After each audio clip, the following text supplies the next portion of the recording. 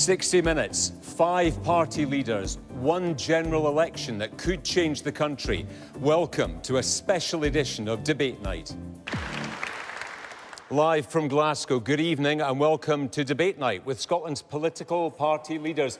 This evening, they will go head-to-head in front of an audience comprised of people with different voting intentions, some of them still undecided. Joining us this evening, we have Scotland's First Minister, the leader of the SNP, John Swinney, the leader of Scottish Labour, Anas Sarwar, the co-leader of the Scottish Greens, Lorna Slater, the leader of the Scottish Conservatives, Douglas Ross, and finally, the leader of the Scottish Liberal Democrats, Alex Cole-Hamilton. Please welcome them to this special live edition of Debate Night.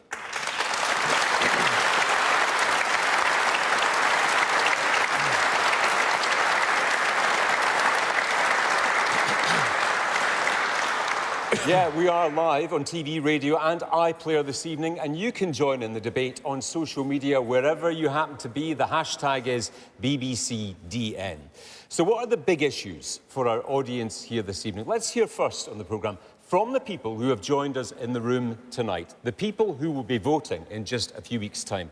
In a sentence, what matters most to you, sir? If Labour do well in Scotland, will we hear for the next few years that independence is over? And the lady next to you, what matters most to you in this general election? Whichever party wins the election, business and innovation will be central to building a successful economy for us all. You want to hear more details on that. And the man next to you tonight, what's the most important issue for you in this election? I want to know what the parties are going to do to improve the situation in Gaza. And lady on the end here, for you, what's the key issue in this election? I appreciate it's a devolved issue, but what is the plan to make sure everyone in Scotland has somewhere to call home? Thank you. Thanks to all of you for that. I'm sure we'll have more on some of those subjects. When we get into the questions from our audience here tonight, we will go through 3 main areas that we know you want to talk about: the economy, public services and the future of Scotland. The aim is to help you get some answers and help you make your mind up ahead of the 4th of July. But first, let's hear opening statements from the party leaders. Now, we drew lots earlier to determine the order for that, so let's start with Lorna Slater from the Scottish Greens. Lorna.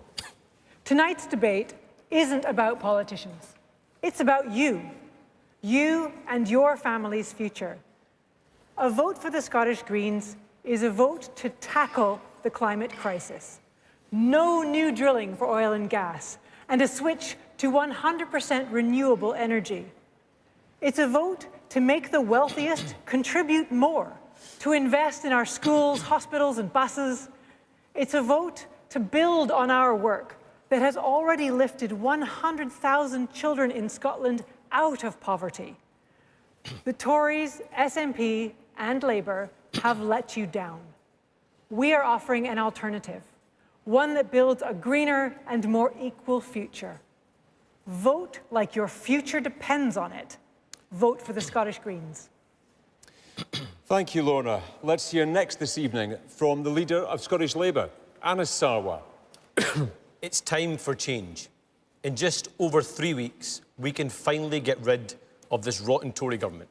That's an opportunity Scotland can't afford to miss. A Labour government will end tax loopholes for the super-rich, so we put more money into our NHS and cut waiting times. We'll lower bills for good by having our own energy company headquartered here in Scotland, owned by you. And we'll make work pay by giving a pay rise to more than 200,000 Scots.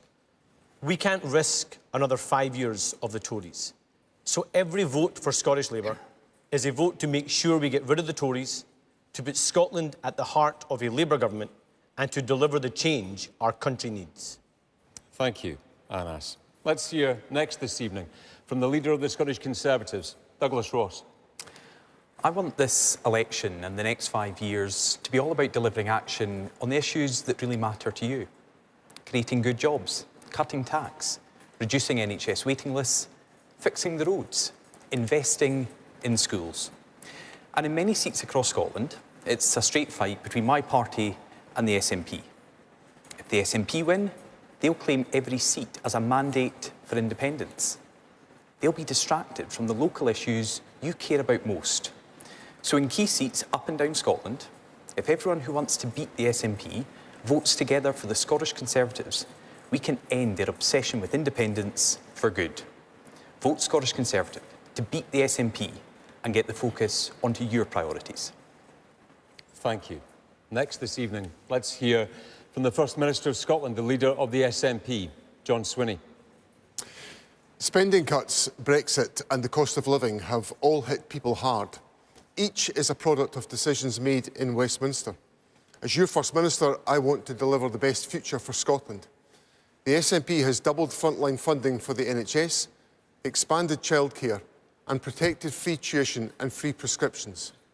But Westminster still holds most of Scotland's purse strings. Independent experts are warning that Labour and the Conservatives are not being straight with you about massive spending cuts that are to come. We're arguing for no more cuts and to reverse Brexit so we can raise living standards. Independence would give us the power to address all of these issues. So vote SNP to put Scotland's interests first. Vote for a future made in Scotland for Scotland. Thank you. Last but not least this evening, let's hear from the leader of the Scottish Liberal Democrats, Alex Cole-Hamilton. People ask why I'm always smiling, why when politics is such a serious business, the Liberal Democrats seem to enjoy it so much. Well, the simple reason is we love what we do. Serving our communities is why we get up in the morning. In the next Parliament, we'll be working for a better Britain, to restore your faith in politics and fix our broken relationship with Europe. We'll get you fast access to GPs and dentists and give our nation's carers a fair deal. We'll stop sewage being dumped in our rivers and deliver world-class education. Only the Scottish Liberal Democrats can beat the SNP in huge swathes of Scotland, from Cooper to Cape Wrath, from Mulgai to Mallaig, Cramond to Kirkwall. Hope and change are just around the corner. You only need to vote for them. Thank you. Now it's over to our audience. We want to make the most of the rest of this hour, so I'd ask you to keep your answers focused, please, here this evening, and to show respect for each other and the audience as well by not talking over each other.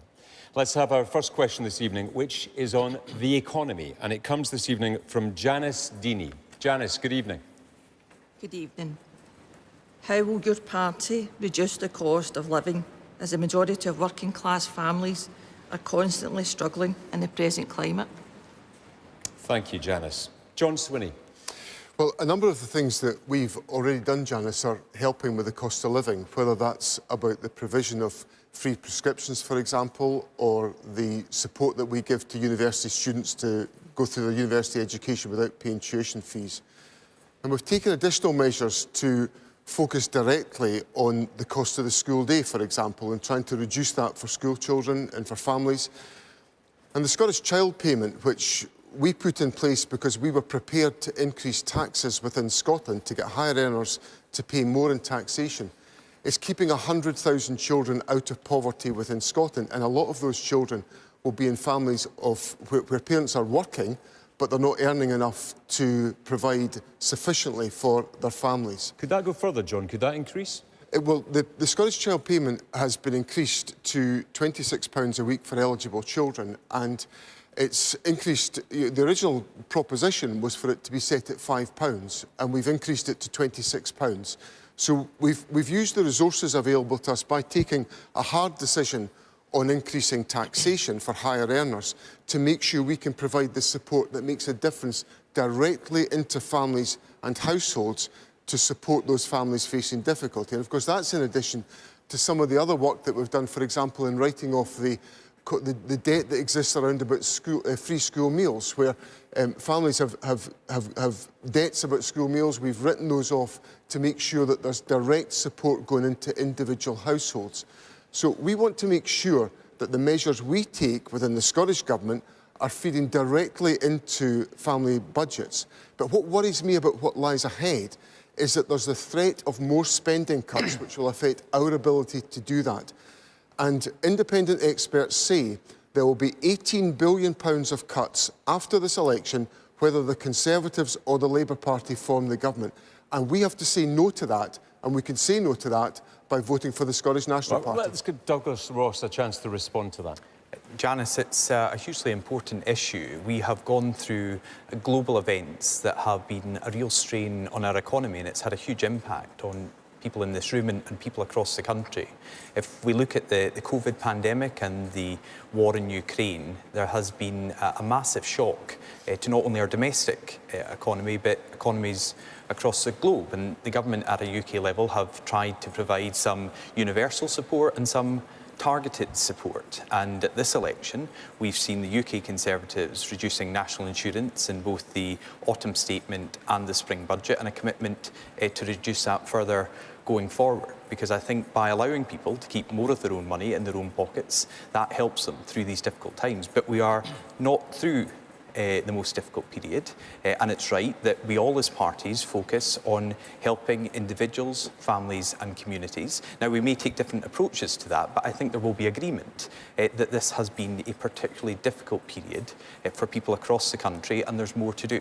And that's why when I was making my introductory remarks, I was focusing on the issues that really matter to people. And that is improving our public services by making sure there's the opportunity for people to see a local GP, to see investment in their local area, to grow the economy, to make sure that we have more money to spend on our public services here in Scotland, and to help people through the difficult and challenging times that they're facing. OK, if this is something that is affecting you at the moment in your lives and your family lives, we'd like to hear about your experiences this evening. Anna Sarwar, John Swinney says there's an extra £18 billion of cuts coming to add to the problems that people are facing. Is that true? No, and let me say unequivocally, there will be no austerity under a Labour government. We saw the consequences of Tory austerity on this country and how it devastated local budgets. And we also saw the consequences of austerity imposed by John Swinney when he was Finance Secretary. But the reason why this issue is so important and actually goes to the heart, of this election campaign, is the result of Tory economic carnage has been that the average household mortgage has gone up by over £2,000 in Scotland over the last year. Household bills, in terms of the weekly shop, are up 20%. Energy bills are through the roof.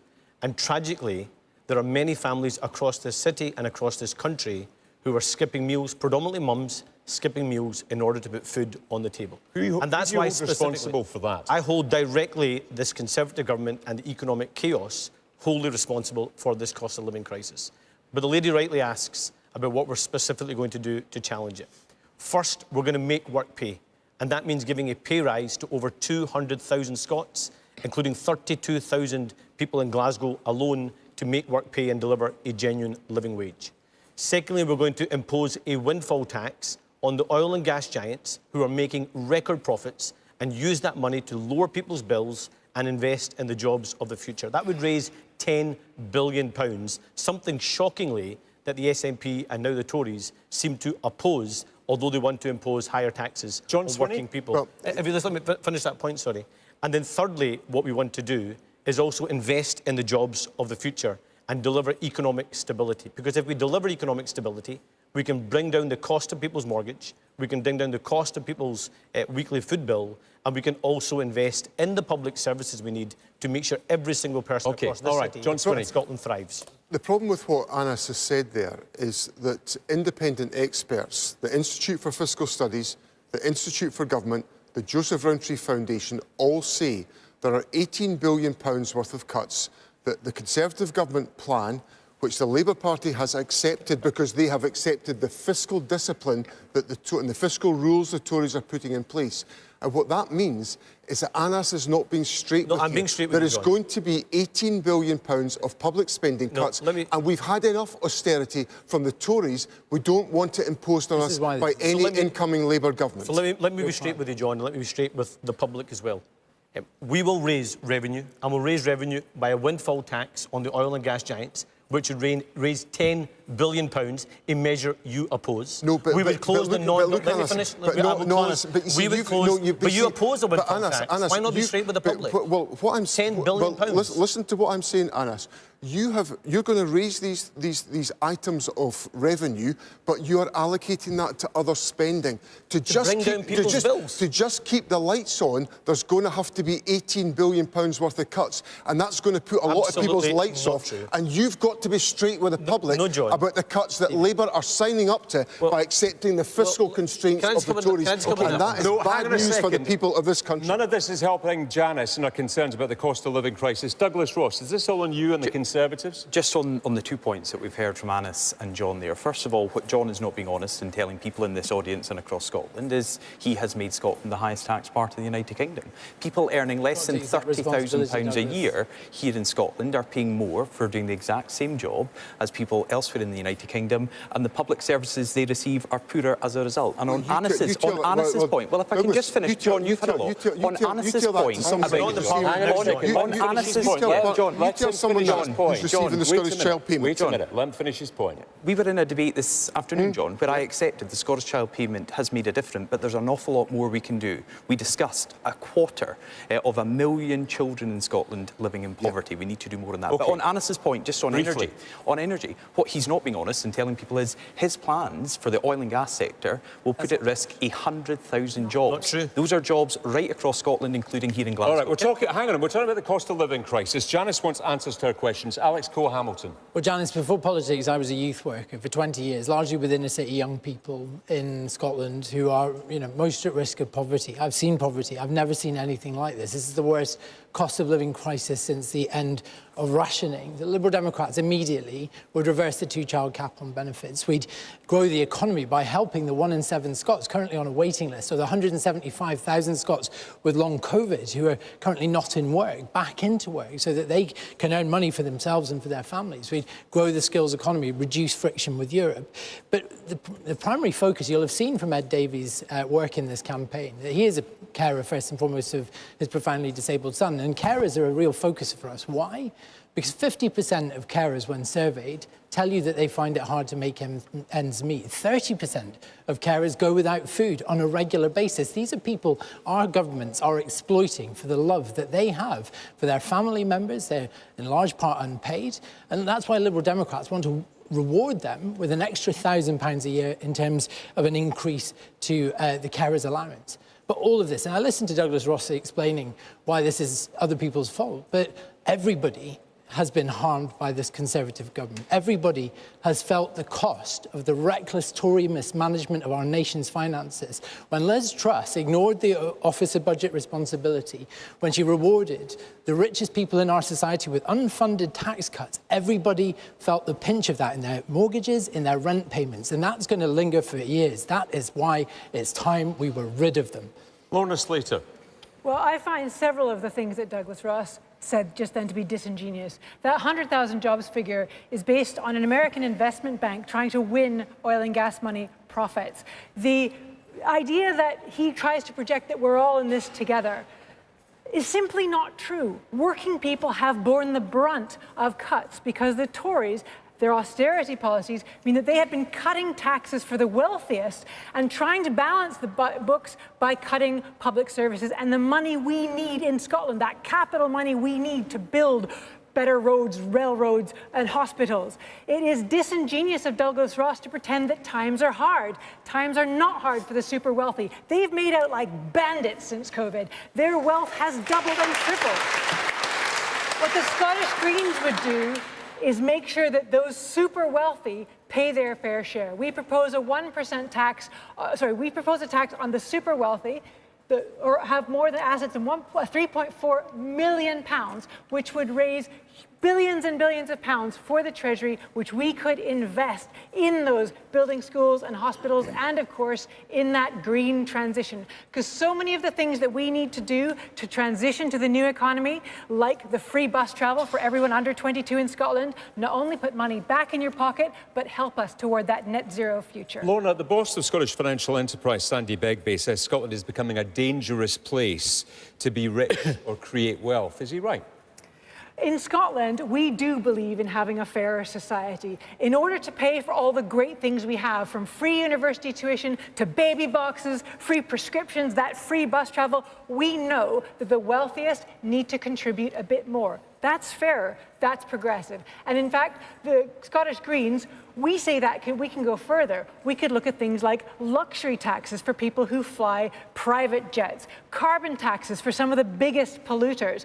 There are more creative and entrepreneurial ways that governments can raise that money so that we have that investment we need.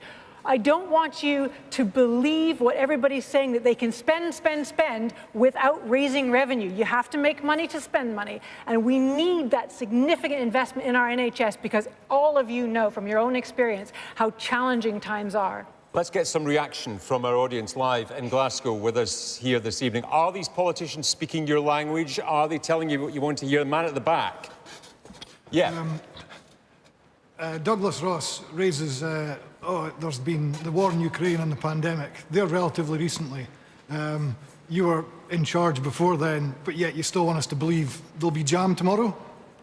Thank you. Let me just pick up a few voices from the audience. Lady with the glasses on the third row here. Yes. Thanks. I've just wanted to challenge John Swinney's assertion about the SNP's progress with free school meals. The SNP haven't fulfilled their 2021 manifesto promise of giving free school meals to all primary school children, but I also just wanted to say to Douglas Ross that as a taxpayer in Scotland, I have no problem paying more tax to lift the children of Scotland out of poverty.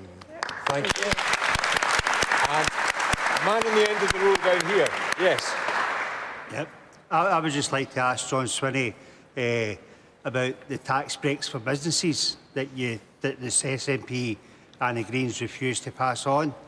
Because if you let businesses thrive, they will employ more people, yet you will not pass on the business rates. You claim 100,000, but there's over 1 million businesses.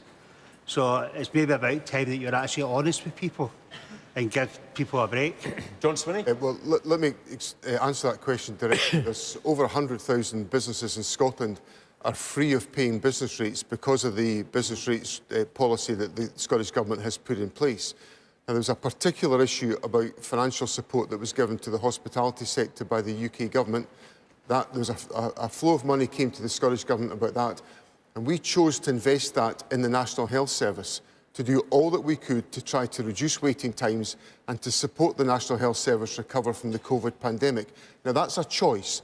I'm not going to apologise for that choice, because I thought investment in the National Health Service was the most important thing to do with that money at that particular time, given the fact that Scotland has already a very generous system of business tax relief for business rates within Scotland. Alex Cohamel? Well, what little we know from the COVID inquiry, and I say that, John, because we're still missing large tracts of evidence from the deletion of WhatsApps by yourself and Nicola Sturgeon and other people, that actually, a lot of it was being made up of the hoof, and that we've heard some discussion here about business rates and the impact on small businesses. Small businesses in the pandemic struggled more than almost anywhere in the country because we locked down harder and we locked down longer in this country, and sometimes without scientific reasoning behind that, sometimes just to be seen to be doing things different from Boris, and industries, particularly taxi drivers, particularly small sole trading operations, are still counting the cost of that. They're not getting the help that other parts of the UK are, and I think they're looking to you for answers on it. Well, all of the COVID support that was made available to us for business support in Scotland was made available to businesses to relieve that burden. But Alex, I think you're going into quite dangerous territory here about suggesting that the Scottish Government was doing anything other than trying to protect the public health of people in Scotland at a very, very dangerous time when members of the audience and people like me were terrified by the effect of COVID in our society. We took some difficult decisions. I'm not going to stand here and say we got them all right on COVID, but what we did was look after the people of Scotland, and that was central to all the decisions that we made. Can I just take up the point the lady made about what's happening in our schools? I think John also has to be honest about the decisions he made as Education Secretary when he shamefully attempted to downgrade the exam results of working class kids in this city during the pandemic. I think it's also worth highlighting that this year alone, 173 teachers have lost their jobs or places cut in this city, a decision that you made. and there's 10,000 children in Scotland in temporary accommodation with no home to call their own, and you cut the affordable homes budget by £200 million. So no lectures on austerity from you, Mr. Smith. Let's just respond to that by looking at the Which comments. part was not true? Well, let me just go back to the source of all these arguments is the comment by Anna Sarwar's colleague in the Labour Party, in the UK Labour Party, that all funding roads lead back to London. It's a question about and the education in austerity Scotland, that we are facing in Scotland is So you accept you made those decisions? direct product of austerity cuts from the United Kingdom government, and Anna Sarwar is going to prolong those cuts within Scotland if his party win the election. And he's not being straight with the public. He's signed up to fiscal rules that will cut public spending by £18 billion. I can understand why John wants to attack the Labour Party in this election. But, John, I agree. I just want to spill the beans. I agree we have to get rid of this rotten Tory government that's done so much damage to our city. So I don't know why you're so depressed about it. In 23 days' time, the Tories could be gone if people vote Labour in this election. But the problem, they could be gone and we could start changing our country. But the problem, the Tories might be gone, but they'll be replaced by an austerity-wielding Labour government of £18 billion worth of cuts. That's what's coming. All right, okay. Stop. Don't forget, you can join in the debate from home this evening. The hashtag is BBCDN for anyone on social media. Give us a follow as well at BBC Debate Night. Tonight, we're hearing from the leaders of the 5 political parties. We'll also bring you interviews with other parties after this debate this evening. Let's go to our second question of the night, which is about public services, and it comes from Anna McClintock. Anna, good evening. Good evening. My mother, who's 93, waited 6 hours for an ambulance. Another 2 hours outside the hospital before she was admitted. Is our NHS broken? Anna, thanks for sharing that with us. When was this and how is your mum? Wednesday, and she's not that great. Okay, thank you for being with us tonight and sharing that story. Public services, obviously the NHS devolved to Scotland, but the funding for it, crucially, begins in Westminster, which is why we're discussing it this evening. Douglas Ross.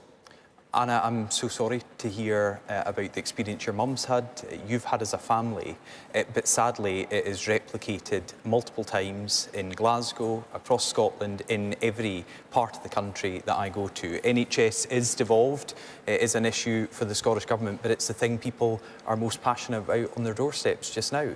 They're worried that they can't see a GP, and if people can't get a GP appointment, some of them go to the hospital because they want to be seen there. The hospitals are then overloaded and people are then in an ambulance, literally at the door of a hospital and can't get in. Now, there will be no criticism, I don't think, from anyone of our outstanding staff in the NHS. They go above and beyond, day in, day out. And these same problems exist south of the border as well, yeah, and in Wales. And that's what we often get from John Swinney and his predecessors. But that doesn't help Anna's 93-year-old mum, stuck outside a hospital here in Glasgow. So we have to do something about it. How are your tax cuts going to help that, Douglas? Lorna, I'm happy to have a discussion about that.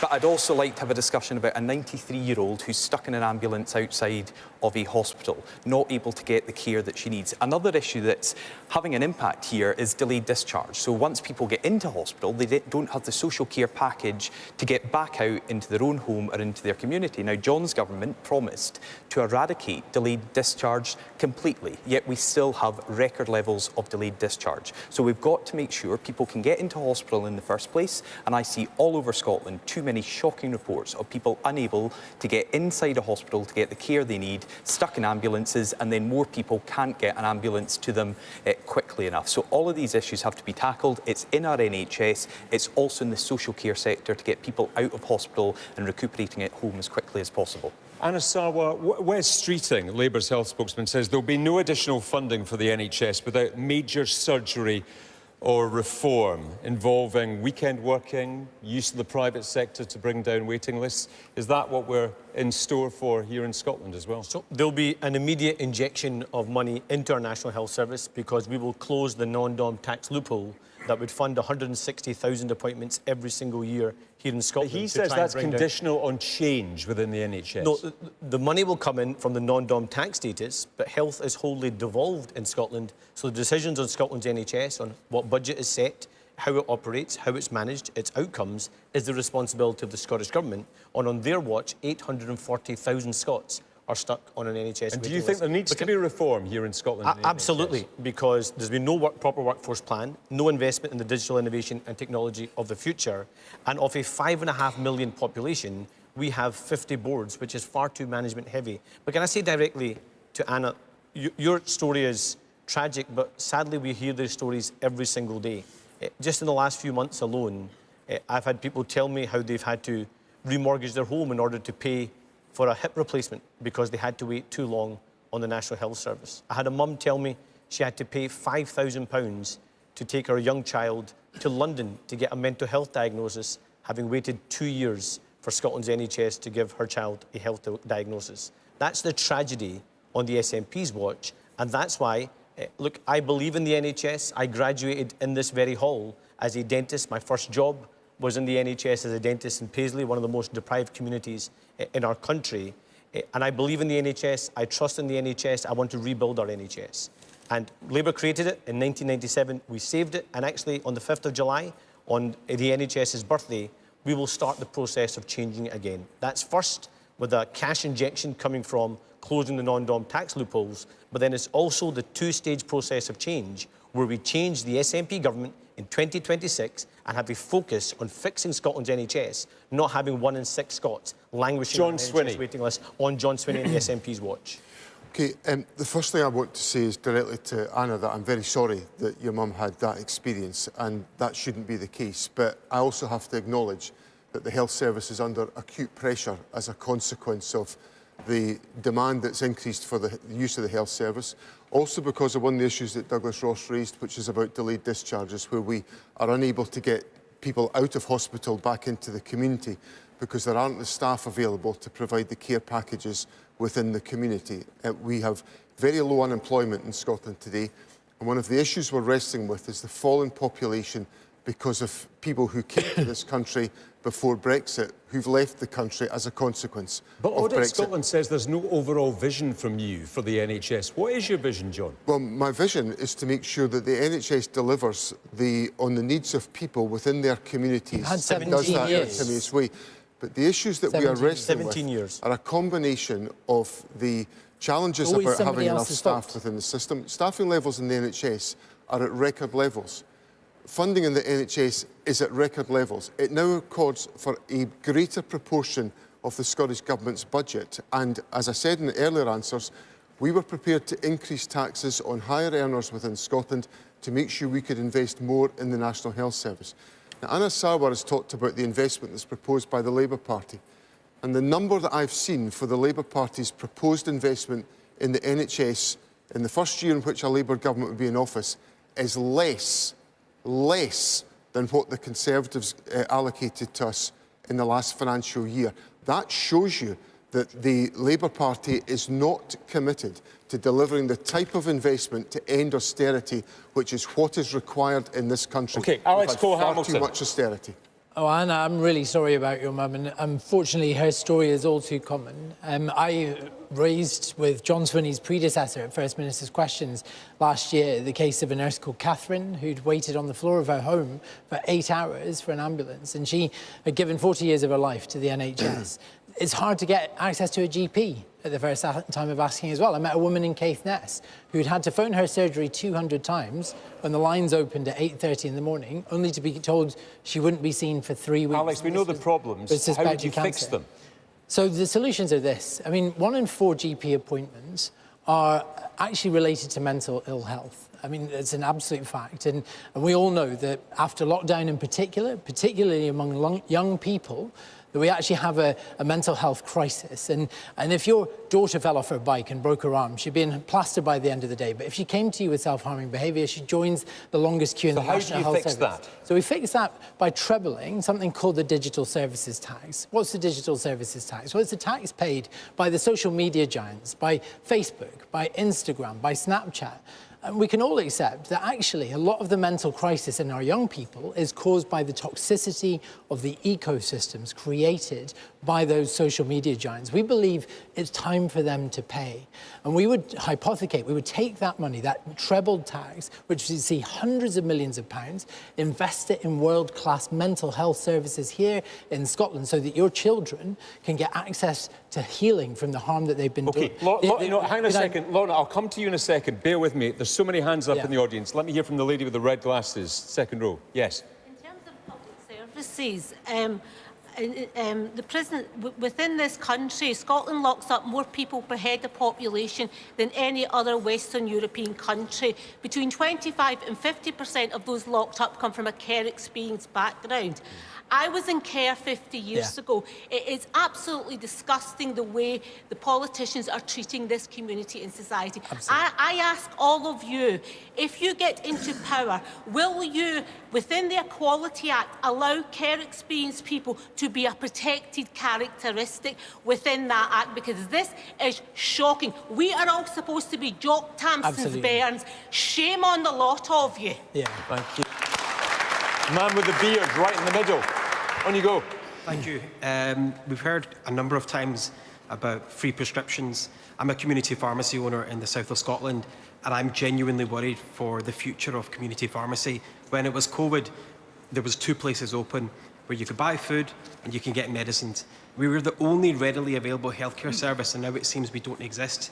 Every day, I'm seeing drug shortages, people unable to access medicines, yet year upon year, even now, we do not have a contract with the Scottish Government to be able to pay for the medicines that people need. When will this get resolved? Thank you. And how will it get resolved? One more, the lady with the glasses on the third row. Yes.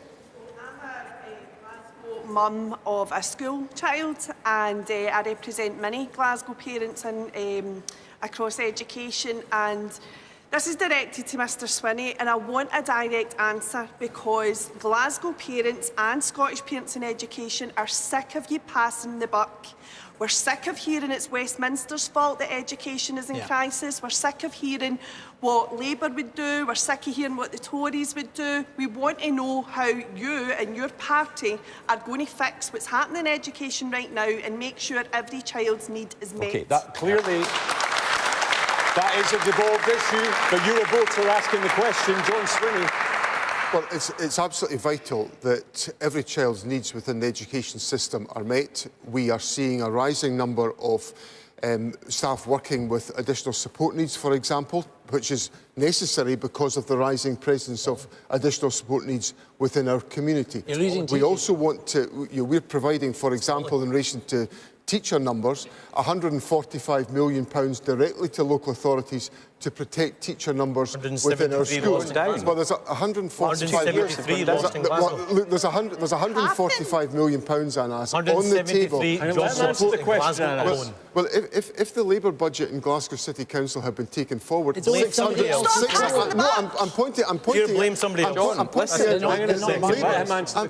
out that if the Labour Party was running Glasgow City Council, teacher numbers would have fallen by 600. That's what the Labour Party is proposing. Hang on a second. I need to give Lorna Slater a chance to answer the original question here. So I hear frustration from around the room, not only about your mum and that horrible hospital wait, but around public services in general, support for people who are struggling in our society. And it's been well canvassed on this platform about the block grant and how that's fixed. And having recently served in the Scottish Government, I can tell you that that fixed sum of money that we get from Westminster makes you make impossible positions. When that is shrunk, it puts politicians having to do the impossible, spread money further than it can possibly go. And that is because of choices made at Westminster. That austerity, that cutting taxes for the wealthy means you have to cut to the bone and cut again and again. But and Lorna, that's what you're going to hear. You hear this again and again from audiences that nothing is working when it comes to public services. You've been part of the government for over 2 years. Where's your responsibility in that? That's because what you'll hear from Douglas Ross is cuts, cuts, cuts, cuts. You will hear he'll cut taxes, he'll cut immigration, he's going to cut. Their vision is small. You're not answering his question. A different vision. The way we change this is to create a new vision for the country, a country for a different Scotland. Now, I would say that's an independent Scotland, where we can make different choices, where we're not tied to parties at Westminster who send us this little packet of money and go, you have to do everything with this tiny packet of money. When we're so restricted that the only tax that we can vary to any extent is income tax. That's tax on your work. It would be much better to be able to tax the Okay, super you're the first person to mention the I word this evening. Douglas Ross. To have those levers, and if we were an independent country, we would have You've made them. your point. Douglas Ross. So, Lorna Slater, first of all, it's not a tiny package of money. It is the largest ever block grant going from the UK government to the Scottish government. But we started with Anna speaking about her mum and the situation in a huge city like Glasgow. I raised just a couple of weeks ago with John Swinney a case of a woman who was severely ill in Skye who couldn't get taken to the local hospital because the doors were locked. I have many constituents who risk giving birth on the side of the A9 or the A96. So the problems are in rural Scotland. They are in urban Scotland. And quite frankly, on education, I've tried to ask the exact same question to John Swinney multiple times, and we don't get a straight answer. John Swinney was Education Secretary in Scotland when our PISA rankings, our international comparison with the rest of the country, the rest of the world, plummeted down international comparisons. We have less teachers now than we did just a couple of years ago. For the last 2 years, under the SNP, teacher numbers have fallen. I've got a 5-year-old who's starting school in August, and I hope he gets as good an education as I got. But the opportunities for our young people and our young children are being limited by decisions that John has taken, both now as First Minister and for the last 17 years in government, and that's not good enough. Election, you're standing well, I'm responding to the question. This whole issue relates to the question of austerity that I've been raising during this It relates to education, tonight. John. Well, you're absolutely right, Douglas. It relates to education, but education's got to be paid for. There's a fixed sum of money that's available to the Scottish Government. We've expanded that. We took the tough decisions to increase tax, to make more resources available to invest in our public services because we were so concerned about the levels of public funding. But what this election is about is the fact that at the heart of the Conservative and the Labour campaigns is a determination to keep austerity going because they've signed up to the fiscal reaction, John, to that what they you're both saying. share Just together. look at the reaction. That is the reality of what people are faced in this election. Austerity from the Tories, austerity from the Labour Party as well. He keeps bringing this back to you, Anna Sarwar. Well, it is. That's the reality of it. Let me say it directly, John, and read my lips. No austerity under Labour. Well, the austerity damaged our country. And for once, take responsibility. If you let me finish, John, I know you've done a lot of shouting today, but we're not in the Parliament today. We're trying to talk to the public. And the point I make is this. I will not disagree with you when it comes to the state of the carnage that the Conservatives have imposed on this country and the state of the public finances. On that, we should have no disagreement. And therefore, in 23 days' time, the choice that people in this country have is they can wake up to 5 more years of Rishi Sunak, Liz Truss, Suella Braverman, Jacob Rees-Mogg, or we can get rid of the whole sleazy lot of them and elect a Labour government across this country so we can start that process for change. And we will inject more money into this country and then we can have change here. But you tell me why you don't support the windfall tax that would raise £10 billion. Why don't you want £10 billion in the public income? Listen, Anas, there is independent analysis that you've been rubbishing today. £10 billion. No, Anas, See, this is what's you have wrong with been our rubbishing independent analysis from the Institute of Fiscal Studies, the Institute for Government and the Joseph Rowntree Foundation that says the Labour government will have to deliver £18 billion worth of cuts in line with what the Tories are planning, and that will be devastating for public services. We've already gone over this ground. Just before we move on, hang on a second, just before we move on here this evening, Douglas Ross, you mentioned your wee one. Maybe seeing a bit more of you, time-wise, moving on from now, because you're making history at the moment as the first party leader to step down during an election campaign. Why should anyone in Scotland vote for a party you don't even want to lead?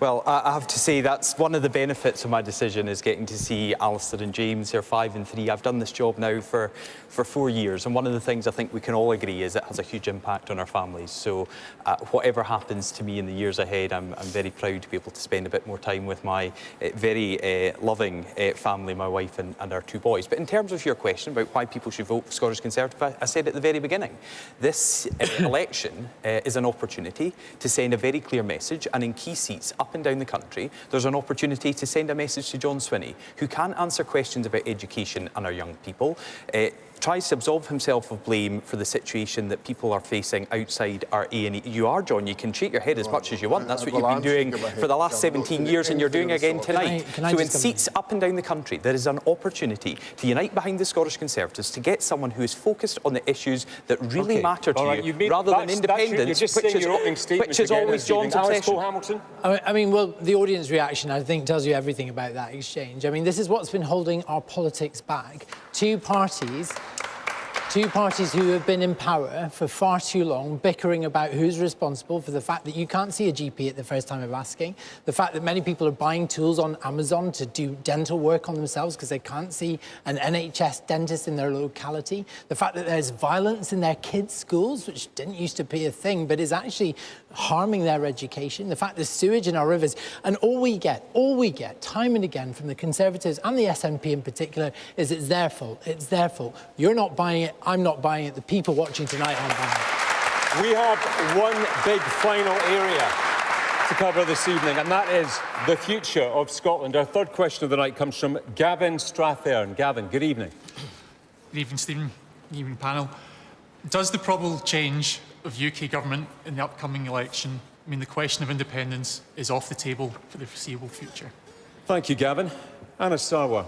Look, it's for the Scottish people to decide what the future of our country is. This election... Really? Are you going to allow a referendum? This election is not about independence. It's about getting rid of this rotten Tory government that's done so much damage over the last 14 years.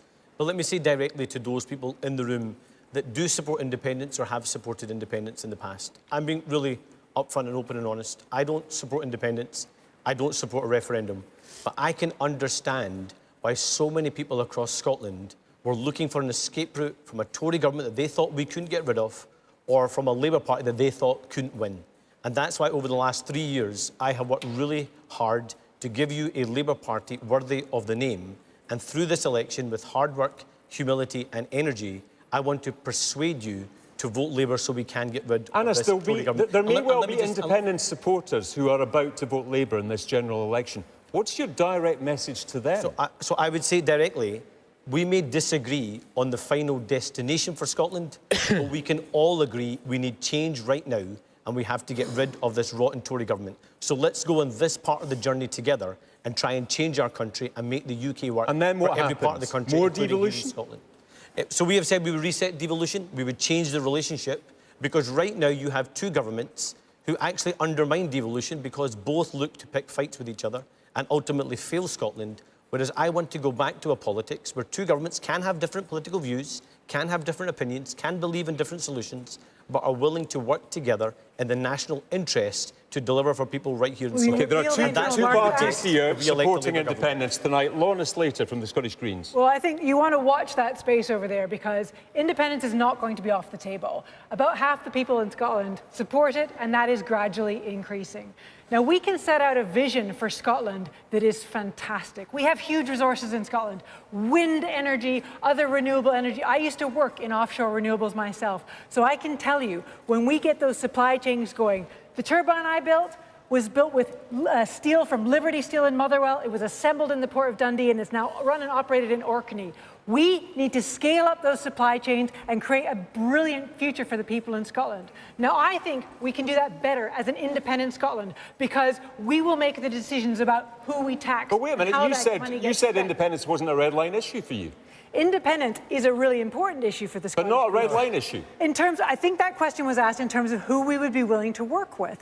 Now, as we have shown in terms of working with the SNP, even when we disagree on many matters, where we find matters in common, we would like to work together to get things done, things like tackling child poverty. But Anas, I don't think your party is going to be able to maintain its focus on unionism because many people in this election might be considering voting for you who do support independence. And the question is, you said it yourself, it's for the people of Scotland to decide. So will you respect our democratic mandate and allow us a referendum on independence? Will you revoke the Internal Market Act that overrules devolution? And will you respect the Sewell Convention answer the question. and not pass laws against our will? Can I answer the question? I've been really clear, I don't support independence, I don't support referendum, but I can understand why so many people were driven towards independence and for the SNP. But can I say directly about this election? In 23 days' time, we will either wake up to 5 more years of a Conservative or a Labour Nobody's government. going to vote for them, Alan. And that man says a referendum is democracy. And let me finish, please, Stephen. And that is, whether you voted yes or no, whether you voted leave or remain, you're still struggling with the cost of living crisis. Your mortgages have still gone through the roof. OK, you made those points earlier. And you're still stuck on an NHS waiting list. And I want to work together with people, regardless of what their view is in the Constitution, to deliver change for them and their family. That's the right thing to do, and that's what's in the... All right, Douglas Ross, does the probable change of UK government mean independence is off the table for the foreseeable future? I don't support independence. I didn't in 2014, and I believe we've had a decade of division in our country ever since. John Swinney was recently installed as SNP leader on a slogan, Unite for Independence. He has told us in Parliament independence is at the heart of his government. He's told us every minister in his government is a minister for independence, and independence is going to be page 1, line 1 of the SNP's manifesto. He's nodding along because that is the obsession of the nationalists. It's not the NHS that we've been discussing today. It's not the education system. It's not carers. It's going to be independence above everything else. And Scotland will suffer as a result of that. We can do so much better. We can focus on the issues that are affecting people's lives here and now. We can focus on growing our economy, creating good jobs, reducing NHS waiting lists, improving the education system. We can have a better future for Scotland if the SNP are beaten at this election and end their obsession with independence. Put your hands up and I will come to you, though. John Swinney. I am about to say something I didn't think I was going to say tonight, but this will be good. Well, it is. It's going to be. You're all going to like this. I actually agree with something that Anna Sarwar has said. Anna said it's for the people of Scotland to decide the future of Scotland, and that's exactly how it should be. Yes. The people of this country have a democratic right to decide if they wish to be independent. And now let me explain why I think Scotland should be independent. People are really struggling in Scotland today because of the effects of 14 years of austerity, because of Brexit and the cost of living crisis. All of those are a product of decisions taken in Westminster. All of those decisions are a product of decisions taken in Westminster. And independence gives Scotland the way of taking our own decisions and designing a future that is made in Scotland for Scotland. And that's a really exciting and beautiful proposition. John, if you don't win this election, though, your colleague Tommy Shepherd says the debate stops. Is he right? Of course not, no, because the SNP is a party, as Douglas Ross has said, which believes in Scottish independence, and will make the argument for independence. And that's more important than our health service, than education of young people, serving communities. See, the issue, Douglas... That's your priority, page 1, line 1 of your manifesto. If we accept a continuation of UK government in Scotland, we are signing up to more austerity, and that will be, and it'll be a Labour austerity replacing Tory austerity. All right, we've gone over this several times. Alex, I'll come to you in a second. I want to hear from the audience, though. Lady in the back in the Dungarees. Yes, on you go. Hi, it's towards Douglas Ross. I found out recently what the Barnett formula was, and I spoke with a financial professional here. She thought it was baby milk. Now, I want to know, is England just too scared of Scotland being independent? Douglas Ross? No, and the Barnett formula is what allows us to deliver public services here in Scotland. That per head of population, the UK government spends more money here in Scotland than anywhere else, and that is an issue. That is an issue. People should understand it. They should. I agree with that.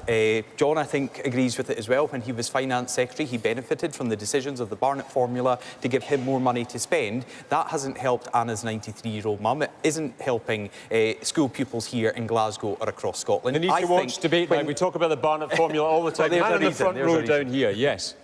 What I find most disturbing in this debate is the position of the Labour Party. You're essentially lying to the public. You're acting as if you're going to be the saviour of the British public when you're going to be exactly like the Tories. No. You're going to continue austerity. No.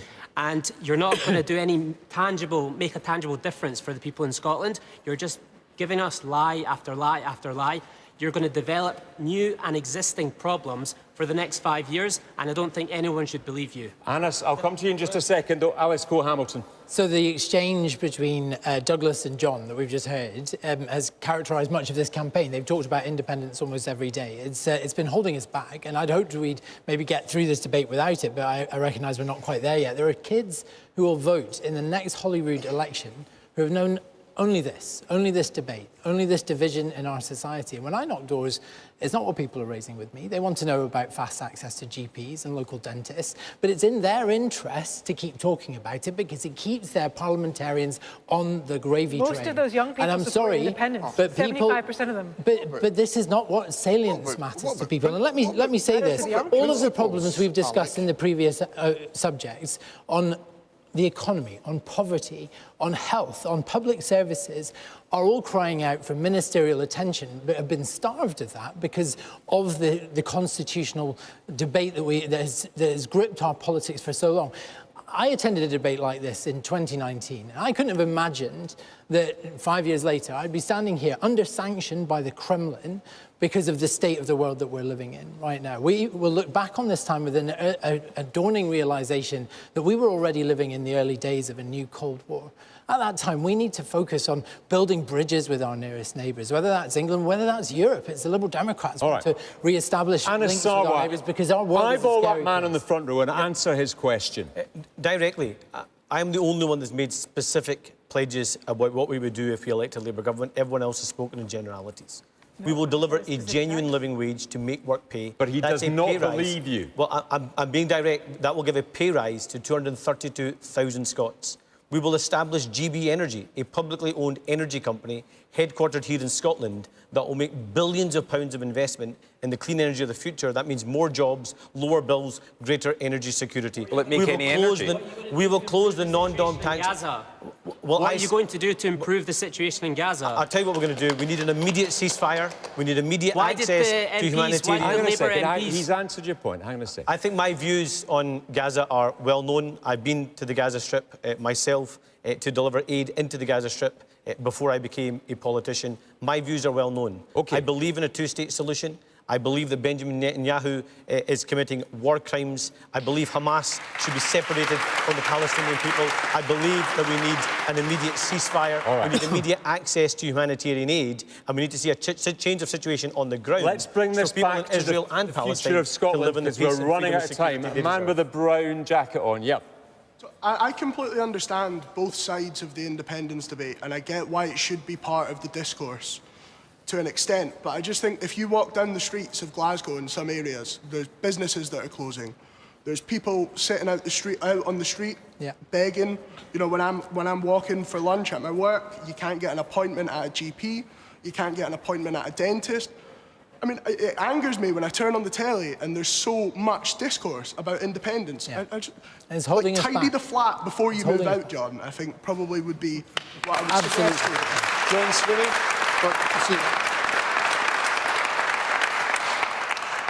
the reason why I believe in independence is because it gives us the power to address the very issues that you're talking about. And you have those powers now, John. The context had that those we're powers operating for 17 no, years, well, John. well, but we operate within that we operate within a fiscal environment set by the UK government, and that constrains what we are able to do. Now, we take decisions which expand the resources available. We've increased tax on higher earners to invest more in the National Health Service to address exactly the point that this gentleman has raised. We're out of time. That's it for us for this evening. Hopefully, we've helped you understand some of the big issues this evening and where the parties stand. Remember, you have a week to register to vote. The BBC Live news page will be getting reactions to what you've heard for the rest of the evening. If you're watching on BBC One Scotland or listening right now on BBC Radio Scotland, we'll hear from the other parties later. Debate night is back with me next Wednesday in Scotland's energy capital, Aberdeen, one of the key battlegrounds in this election campaign. You can apply to be in the audience on the website addressed there. Much more information on the general election campaign, including who is standing in your area and specific constituencies, is available on the BBC News website. Join us 10:30 next Wednesday in Aberdeen. Thank you very much indeed to the party leaders with me here in Glasgow this evening, and to our audience, and of course to you at home for watching. From all of us here, live from Glasgow, good evening.